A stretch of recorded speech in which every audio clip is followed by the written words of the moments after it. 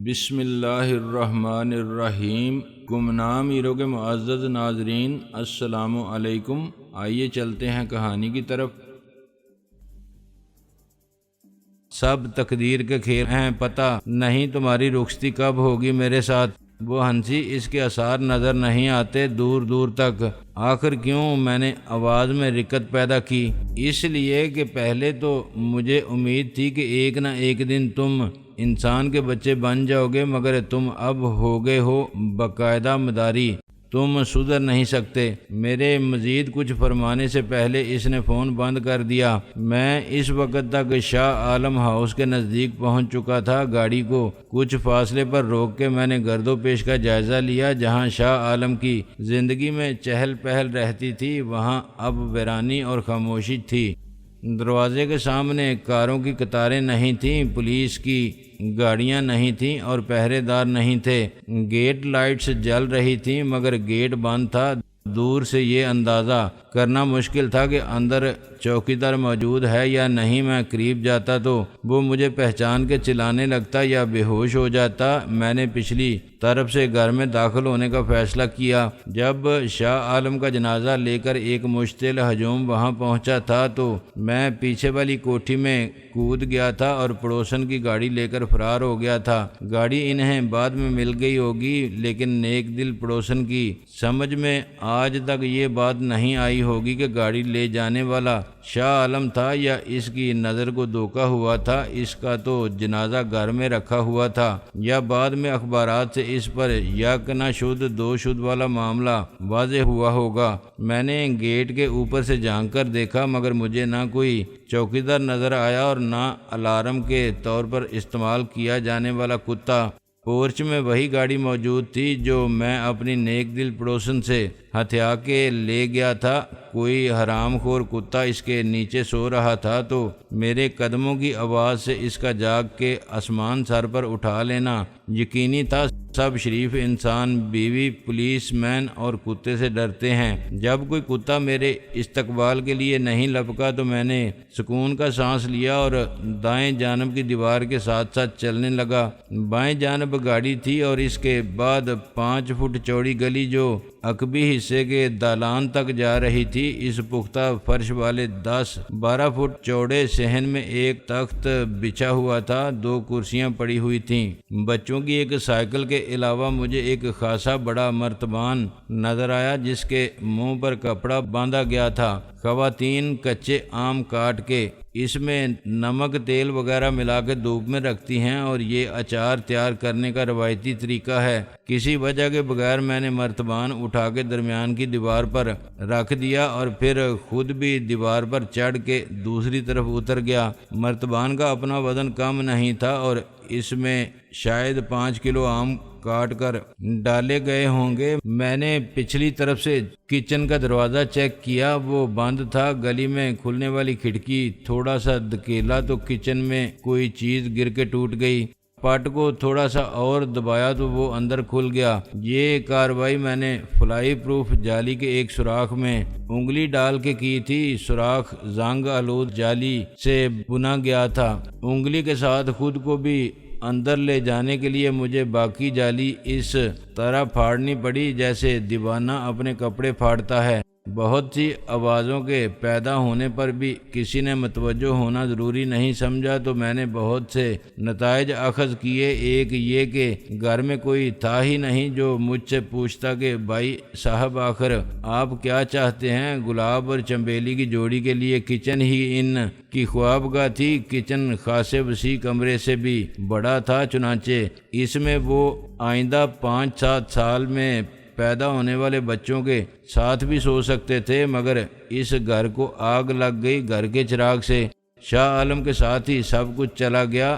اس کے معذور باپ کی لاش لے کر اس کی نابینا ماں گئی اور انہی کے ساتھ گلاب اور چنبیلی چلے گئے۔ گھر میں رخشندہ کے لوٹ آنے کی خبر سچ تھی تو شاید وہ اندر خوابگاہ کے بند دروازے کے پیچھے اپنی بیوگی، تنہائی اور درماندگی کے احساس کو گلے سے لگائے کسی خواب پریشان میں گم تھی یا کسی خواب آور دوا کے زیر اثر بے سدھ پڑی تھی۔ میں مرتبان سمیت کچن میں ایسے اترا جیسے نیل آرمسٹرانگ سائنسی آلات کے ساتھ چاند کی سطح پر اترا ہوگا۔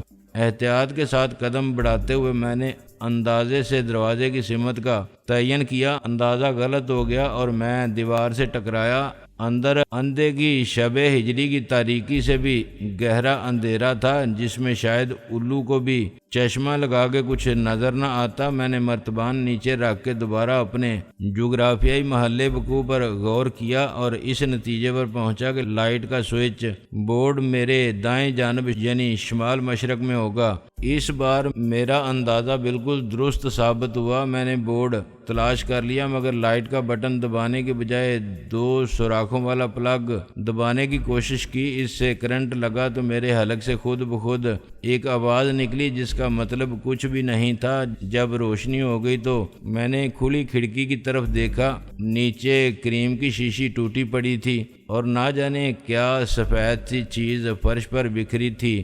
مرتبان اٹھا کے میں دروازے کی طرف بڑھا اور اپنی جگہ پر منجمد ہو گیا۔ رکشی کچن کے اندر کھلنے والے دروازے سے کچھ فاصلے پر بڑے قاتلانہ انداز اور موڈ میں کھڑی تھی۔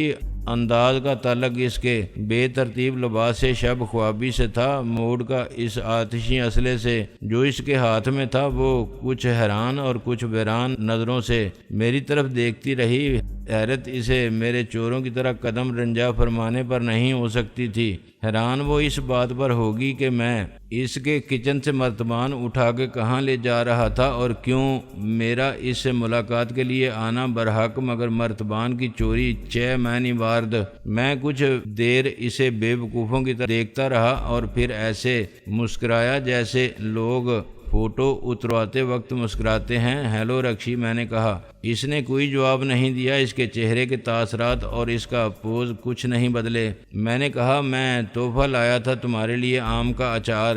اس نے ہونٹوں پر زبان پھیری، ایک ہاتھ سے بالوں کو عادتاً پیچھے کیا اور مجھے ایسا لگا جیسے اس نے مسکراہٹ کو لبوں تک آنے سے پہلے روک دیا۔ میں نے مرتبان کو ایک میز پر رکھ دیا۔ رکشی، یہ آلہ قتل جو تمہارے ہاتھ میں ہے یہ ایٹومیٹک ہے، خود چل جاتا ہے جیسے ایٹومیٹک بجلی کی استری۔ اسے بھی آن بہرحال کرنا پڑتا ہے جیسے تم نے ریوالور کا سیفٹی کیچ ضرور ہٹا دیا ہوگا۔ ایسا نہ ہو کہ گولی چل جائے۔ مجھے یہ ریوالور اصل ہی لگ رہا ہے، نقلی کیسے ہو سکتا ہے؟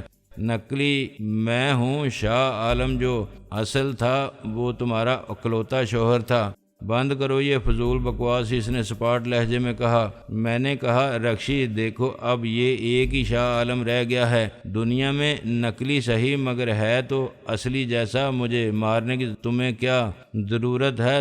مجھ سے اپنے شوہر کے قتل کا انتقام لینے کا کوئی ارادہ نہیں ہو سکتا۔ تم نے میرا ساتھ دیا تھا اپنی مرضی سے۔ اپنی مرضی سے؟ اس نے تلخ زہریلے لہجے میں سوال کیا۔ یعنی تم نے مجھے بالکل مجبور نہیں کیا تھا؟ دیکھو دنیا چاہے نہ جانے مگر تم سے تو کچھ بھی پوشیدہ نہیں ہے۔ میں بھی مجبور کر دیا گیا تھا کہ اس ڈبل رول والے ڈرامے کا ایک کردار بنوں۔ مجھے بھی بلیک میل کیا گیا تھا اور میں نے جو بھی کیا اپنے دفاع میں کیا۔ مجھے بھی زندہ رہنے کا حق حاصل ہے تمہاری طرح۔ تم شاہ عالم کی بیوی تھیں کسی حد تک، یہ تم جانتی ہو، مگر میں اس کی بیوی بھی نہیں تھا کہ وہ مجھے اپنی مرضی کے مطابق اپنے مفاد میں استعمال کرے اور پھر قربان کر دے۔ اتنی آسانی سے اس کا شکار ہونے اور اس سے مشابہت کی بدقسمتی کے باعث مرنے کے لیے تیار نہیں تھا۔ میں اسے نہ مارتا تو کیا خود مرتا۔ پھر میں نے فوراً وضاحت کی، لیکن اسے میں نے مارا نہیں، میں تمہارے ساتھ تھا جب وہ مارا گیا تھا۔ حالات اس کے اپنے پیدا کردہ تھے۔ مجھے یوں لگا جیسے میں کسی روح سے باتیں کر رہا ہوں یا دیوار سے مخاطب ہوں۔ وہ وہاں موجود ہونے کے باوجود میری بات نہیں سن رہی تھی۔ اگر اس وقت میں تم کو گولی مار دوں اور پھر یہاں سے چلی جاؤں سارے دروازے مقفل کر کے، تو تمہاری لاش یہاں پڑی رہے گی، کسی کو کیا پتہ چلے گا؟ ایک ضروری تصریح، میں نے کہا۔ یہاں آتے ہوئے میں نے مس خان سے بات کی تھی، موبائل فون میری جیب میں ہے۔ اس نے پوچھا تو میں نے بتا دیا تھا کہ میں تم سے ملنے جا رہا ہوں۔ میں نے کہا تھا اپنی اکلوتی بیوہ سے۔ اس کے علاوہ مس خان کے باپ کو معلوم ہوگا، تیمور کو پتہ ہوگا مجھے، کیا وہ تمہاری لاش اٹھا کے لے جائیں؟ بہت سے لوگ جانتے ہیں کہ تم اسپتال سے منتقل ہو کے گھر آ گئی ہو، اس کے علاوہ تمہاری کیا دلچسپی ہے میری ذات میں؟ قتل کرنے کی کوئی وجہ ہونی چاہیے، میں نے تمہارے ساتھ کوئی زیادتی نہیں کی، تمہیں ایک تھپڑ ضرور مارا تھا، وہ ضروری تھا، اس کے باوجود میں نے معذرت کر لی تھی، میں نے تمہاری جان چھڑا دی شوہر کے ظلم و ستم اور جبر سے، لیکن اب تم میرے شوہر ہو جاؤ گے، تم بڑے منصوبہ ساز ہو اور چکر باز ہو، تم نے یقیناً انتظام کر لیا ہوگا کہ دوسری پوسٹ مارٹم رپورٹ میں شاہ عالم کو شاہ عالم قرار نہ دیا جائے، یہ سارا چکر تمہارے اشارے پر اس چھلاوا شبنم نے چلایا تھا، اس نے اور تم نے مل کے اپنی مرضی کے ڈاکٹروں کو میڈیکل بورڈ میں شامل کرا دیا ہوگا، رپورٹ بھی وہی ہوگی جو تم چاہتے ہو، پیسہ بہت ہے تمہارے پاس اور بدمعاشی کی طاقت بھی ہے، میں نے دل ہی دل میں اس کی معاملہ فہمی کو سراہا، تمہاری ذہانت قابل تعریف ہے، رپورٹ اب یہی ہوگی کہ مرنے والا شاہ عالم نہیں تھا، مگر نہ ڈاکٹر میری مرضی کے تھے اور نہ اس کار خیر میں شبنم میری معاون تھی، پھر یہ کیسے ممکن ہوا؟ 10 لاکھ نقد اور تھوڑی سی بدمعاشی، میں نے اعتراف کیا، شرافت کا کھیل یہ شروع سے نہیں تھا، گویا قانون تمہیں شاہ عالم تسلیم کر لے گا، اس کے بعد شاہ عالم کی بیوہ کیا کرے گی؟ جو ابھی تک بیوہ تھی وہ کل سے پھر سہاگن بن جائے گی، تمہاری بیوی ہوگی، وہ بھی۔ میں نے دانت نکال کے کہا، ایسا ہوتا تو میری خوش قسمتی ہوتی، مگر ہو نہیں سکتا۔ کیوں؟ وہ طنزیہ انداز میں مسکرائی۔ 4 ماہ 10 دن بعد تم مجھ سے نکاح کر سکتے ہو، سب کے سامنے، ضروری نہیں، مگر اس طرح تمہاری خوش قسمتی پر شرع اور قانون کی مہر تصدیق لگ جائے گی، میں قبول کر لوں گی تمہیں۔ میں نے تھوک نکل کے کہا، اگر میں اس وقت تک زندہ رہا، بات یہ ہے خاتون کہ میری ملکیت کی دعوے دار مس خان مجھے فوراً قتل کر دے گی۔ ہاں، اگر تم پہلے اسے قتل کر دو۔ 2 دن سے مجھے تمہارا انتظار تھا، وہ بولی، مجھے معلوم تھا کہ تم آؤ گے، لیکن تم دیر سے آئے۔ دیر آئد درست آئد، میں نے کہا، یہ آم کا اچار، اسے رکھ دو نیچے، بے وقوف مت بناؤ مجھے، کیا لائے ہو آخر تم اس میں؟ اس نے خفگی سے کہا، حد ہو گئی، یعنی تمہارا خیال ہے اس مرتبان میں کوئی بم ہوگا جو تمہارے ہاتھ لگاتے ہی پھٹ جائے گا، یا زہریلی گیس ہوگی کہ تم نے کپڑا ہٹایا اور ہوش غائب کوئی سانپ نکلے گا اس میں سے پھنکارتا ہوا؟ تم دیکھ سکتی ہو اس میں گھر کا بنا ہوا آم کا اچار ہے، دیکھو۔ میں نے کپڑا ہٹا کے مرتبان کا کھلا منہ اس کی طرف کیا، ایک لمحے کے لیے اس کی آنکھیں مجھ پر سے ہٹ کر مرتبان پر مرتکز ہوئیں اور میں نے موقع سے فائدہ اٹھاتے ہوئے مرتبان اس کی طرف اچھال دیا۔ مرتبان اس کے ریوالور والے ہاتھ پر لگا، مرچ مسالے کے اور تیل کے چھینٹے اچھل کے اس کے کپڑوں پر اور چہرے پر لگے، اس کی آنکھوں میں مرچیں لگ گئیں۔ ذلیل کمینے، وہ چلائی۔ میں مرتبان کے ساتھ ہی اس پر جا گرا تھا، مرتبان نیچے گر کے ٹوٹا، پھر وہ گری، اس کے اوپر میں گرا، کسی دشواری کے بغیر میں نے اس سے ریوالور چھین لیا اور اسے چھوڑ دیا۔ اس کے اور میرے کپڑے اچار کے مسالے میں بھر گئے تھے، فرش پر تیل پھیل گیا تھا، آم کے ٹکڑے بکھر گئے تھے اور مرتبان بھی ٹکڑے ٹکڑے ہو گیا تھا، فضا آم کے اچار کی تیز مہک سے بھر گئی تھی۔ وہ آہستہ آہستہ اٹھی، اس نے ہاتھوں پر سے چہرے، گردن اور بالوں پر سے گاڑھا مسالہ اور تیل جھٹک کے صاف کیا، پھر اس نے اپنے خوبصورت ریشمی بال، شب خوابی کو اور اپنی حالت کو دیکھا۔ خود میں سر سے پاؤں تک آم کے اچار میں لتھڑا ہوا کھڑا، نہایت مضحکہ خیز لگ رہا تھا۔ میں نے کہا، آئی ایم سوری۔ اس نے میری طرف دیکھا اور اس کے لبوں پر ہنسی آ گئی، وہ بے ساختہ زور زور سے ہنسنے لگی۔ ذرا اپنی حالت دیکھو، کارٹون بن گئے ہو۔ اگر تم نے میرا تحفہ قبول کر لیا ہوتا۔ اسے ایک اور ہنسی کا دورہ پڑا۔ یہ تم سے کس نے کہا تھا کہ مجھے آم کا اچار پسند ہے؟ اور پھر یہ کون سا موقع تھا؟ کہاں سے لائے تھے تم یہ اچار؟ میں نے کہا یہ سب سوالات غیر ضروری ہیں، تمہیں پسند تھا یا نہیں یہ میں نہیں جانتا، مگر اسی آم کے اچار نے میری زندگی بچا لی۔ تم عجیب حرکتیں کرتے ہو، بعض اوقات جو تمہیں جانتا نہ ہو وہ سمجھے گا کہ تم پاگل ہو۔ وہ بولی مگر تم پاگل نہیں، کوئی کرتب دکھا کے پاگل کر دینے والے مداری ہو۔ میں نے اس خراج تحسین کو سر جھکا کے قبول کیا اور چیمبر کھول کے ریوالور سے گولیاں نکالنے کی کوشش کی۔ چیمبر خالی تھا۔ اب میرے حیران ہونے کی باری تھی۔ گولیاں خود میں نے نکال دی تھیں۔ اس نے میری سوالیہ نظروں کے جواب میں کہا، یعنی تمہارا ارادہ مجھے قتل کرنے کا نہیں تھا؟ میں نے کہا، ارادہ تھا، فیصلہ کرنا مشکل تھا۔ کئی بار میں نے گولیاں ڈالیں کہ جب تم آؤ تو تمہاری چھٹی کر دوں۔ میں نے کہا، پھر کیا سوچ کے ریوالور خالی کر دیا تھا؟ پتہ نہیں، شاہ عالم کی موت کے بعد میں خلا میں معلق تھی۔ میری سمجھ میں نہیں آتا تھا کہ میں کیا کروں، بولوں یا چپ رہوں، ہنسوں یا روؤں۔ میں سوچنا چاہتی تھی مگر خیالوں کے انتشار پر قابو پانا میرے بس میں نہیں تھا۔ میں نے کہا، چنانچہ تم سکتے کی کیفیت میں اسپتال جا کے لیٹ گئیں۔ مجھے ایک محفوظ پناہ گاہ کی ضرورت تھی۔ وہ بولی۔ میں نے کہا، میں تم سے اسپتال میں نہیں مل سکتا تھا، ورنہ ضرور آتا۔ کل ہی مجھے معلوم ہوا کہ تم لوٹ کے گھر آ گئی ہو۔ میں نے تو کسی کو بھی یہ بات نہیں بتائی تھی۔ اگر تم دیکھنا چاہو تو اسپتال کے ریکارڈ پر ابھی تک میرا نام لکھا ہوا ہے۔ میں VIP روم نمبر 2 میں ہوں۔ صحافیوں اور وکیلوں کے علاوہ بہت سے دوسرے لوگوں سے بچنے کا اور کوئی طریقہ نہیں تھا، مگر میں نے معلوم کر لیا۔ مجھے امید تھی کہ تم معلوم کر لو گے، اس لیے گھر آ گئی تھی۔ میں اور تمہارا انتظار بھی کر رہی تھی۔ کیا یہ مناسب نہیں ہوگا کہ ہم آم کے اچار سے پھر انسان بن جائیں؟ میں نے کہا۔ اس نے مجھے راستہ دیا۔ تمہارا ہی گھر ہے یہ۔ تمہارے کپڑے کہاں ہیں؟ باتھ روم کدھر ہے؟ سب جانتے ہو تم۔ کیا گھر میں اور کوئی نہیں ہے؟ نہیں۔ گلاب اور چنبیلی کا کچھ پتہ نہیں، لوٹ کر آتے بھی ہیں یا نہیں۔ چوکیدار کو پولیس لے گئی تھی تفتیش کے لیے۔ میں نے اس کی گلو خلاصی کرا دی مگر وہ نوکری چھوڑ کے بھاگ گیا۔ ڈرائیور کو خود میں نے چھٹی دے دی کہ ابھی تمہاری ضرورت نہیں، مالی روز صبح آتا ہے۔ یہاں تم اکیلی ہو؟ جب شاہ عالم زندہ تھا اس گھر میں دوسرے لوگ رہتے تھے، تب بھی میں اکیلی تھی۔ میں نے کہا، میرا مطلب ہے تمہارے خاندان کے لوگ، دوست، رشتہ دار۔ میں نے ابھی کسی کی ضرورت محسوس نہیں کی۔ ماں باپ ہیں نہیں، ایک بھائی کینیڈا میں ہے، ایک پتہ نہیں کہاں ہے۔ دور کے رشتہ دار پہلے ہی ساتھ چھوڑ چکے تھے۔ وہ سب بہت معمولی اور غریب لوگ ہیں۔ تمہیں ڈر نہیں لگتا؟ ڈر کس سے؟ جن سے ڈر لگتا ہے۔ ان سے چھپ کے ہی اسپتال چلی گئی تھی اور چھپ کے یہاں رہنے آ گئی تھی۔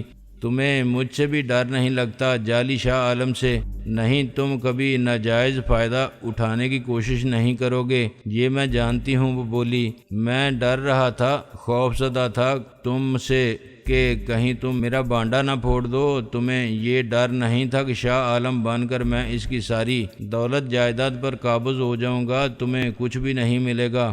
تم ایسا کر سکتے ہو مگر کرو گے نہیں۔ میں نہ ہوتا تو یہ سب تمہارا ہو جاتا جو شاہ عالم کی پراپرٹی میں شامل ہے۔ میں نے کہا، تم اس میں سے کچھ نہیں لوگے، یہ سب مجھے دے دو گے؟ وہ بولی۔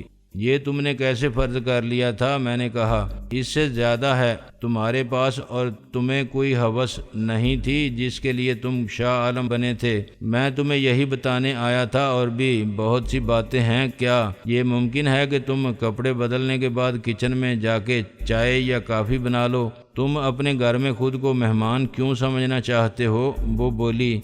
آدھے گھنٹے بعد اس نے بھی غسل کر کے کپڑے بدل لیے تھے اور میں نے بھی۔ وہ کچن میں الیکٹرک کیٹل کا پلگ لگا کے پانی ابلنے کا انتظار کر رہی تھی اور میں 4 افراد کی بریک فاسٹ ٹیبل پر بیٹھا ہوا تھا۔ اس وقت رات کے 2 بجے تھے۔ خوشبودار صابن اور پھر بہت سا ٹالکم پاؤڈر اور کولون استعمال کرنے کے بعد بھی آم کے اچار کی مہک پوری طرح ختم نہیں ہوئی تھی۔ تمہیں شاہ عالم کی لاش دیکھ کے کیسا لگا تھا؟ وہ ایک دم پلٹی۔ کیا عجیب سوال ہے تمہارا۔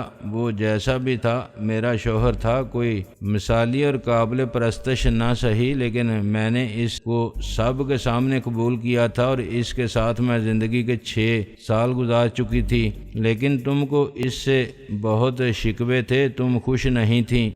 مکمل خوش 100% اور خالص خوشی تو محض ایک تصور ہے جو انسان کو نہ جنت میں ملی تھی اور نہ شاید پھر ملے گی۔ قصور جنت کا نہیں ہوتا، آدمی خوشی کی یکسانیت اور افراد سے بھی پور ہو جاتا ہے۔ یہ ٹھیک ہے میں خوش نہیں تھی بلکہ بہت دکھی تھی، اپنے آپ کو مجبور اور محکوم سمجھتی تھی، بہت دکھی تھی اپنی زندگی کے شب و روز سے۔ اب تمہیں احساس ہو رہا ہے کہ تمہارا دکھی ہونا غلط تھا۔ اگر میں اپنا موازنہ اس ملک کی لاکھوں کیا کروڑوں عورتوں سے کروں تو شاید خود مجھے اپنی خوش قسمتی پر رشک آئے۔ کیا نہیں تھا میرے پاس اور کیا نہیں ہے، مگر پھر بھی میں دکھی تھی۔